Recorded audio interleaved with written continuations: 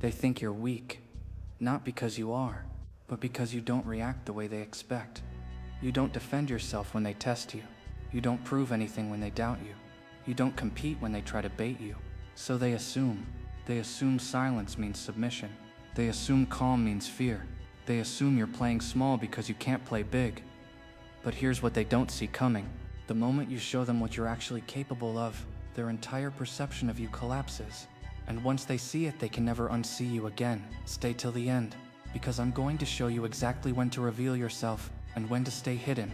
Let me tell you something most people don't understand about perception. The world doesn't measure your strength by what you're capable of. It measures your strength by what you show. And if you show nothing, they assume there's nothing there. This is why quiet people get underestimated. This is why calm people get overlooked. This is why disciplined people get mistaken for weak. Because the loud ones, they're always performing, always proving, always reminding everyone that they exist. And in a world that rewards noise, silence looks like absence. But here's the truth, they don't tell you. Being underestimated isn't always a disadvantage. It's the sharpest weapon you have. Because when people think you're weak, they stop watching you. They stop preparing for you. They stop seeing you as a threat. And that's when you have the most room to move. Think about it. Who has more freedom? The person everyone's watching, or the person no one takes seriously? The answer is obvious, but there's a catch.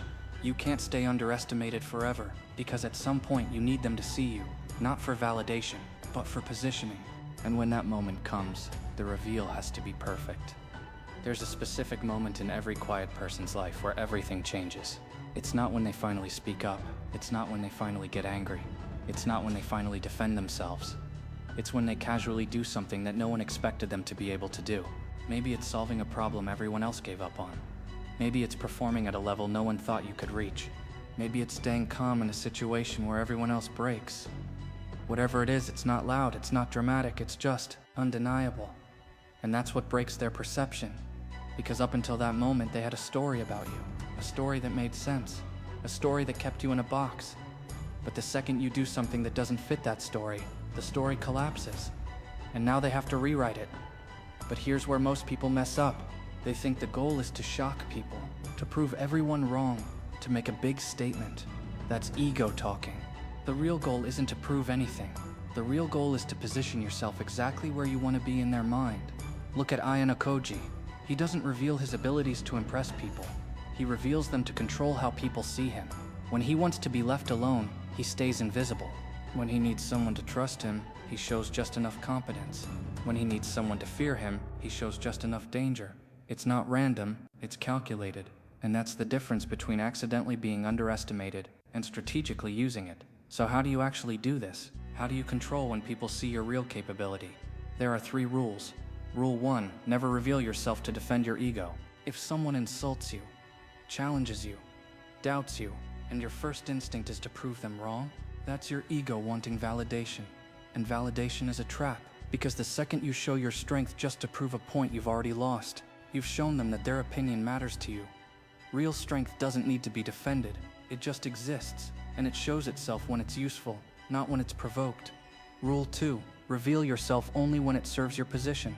Every time you show your capability, ask yourself, does this help me, or does this just feed my pride? If someone underestimates you, and that keeps them off your back, stay underestimated. If someone underestimates you, and that puts you at a disadvantage, show them just enough to reposition yourself, but never more than necessary. Because once you reveal too much, you lose the mystery, and mystery is control. Rule 3, let your actions speak, not your words.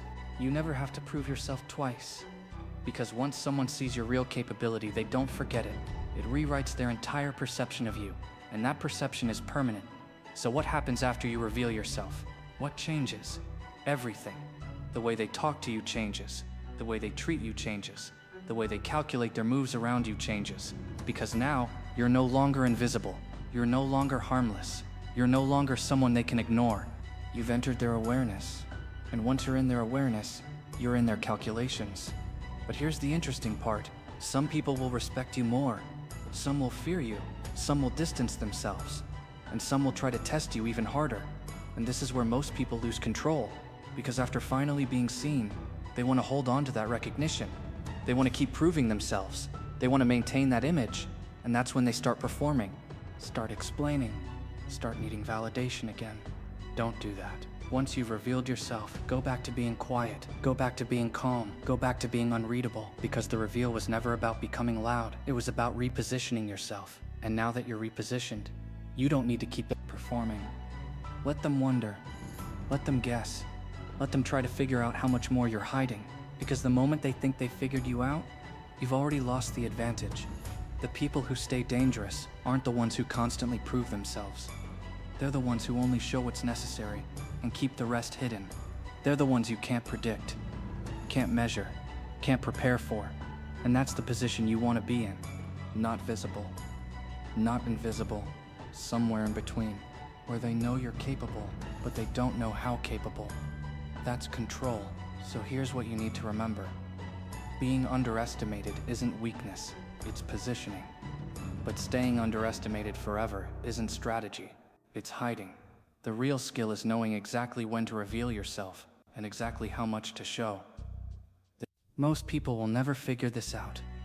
They'll either stay invisible forever, or they'll reveal everything too soon. But you're going to do it differently. You're going to let them underestimate you.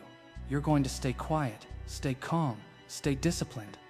And when the moment is right, you're going to show them exactly what they missed, not for validation, not for approval, but for control.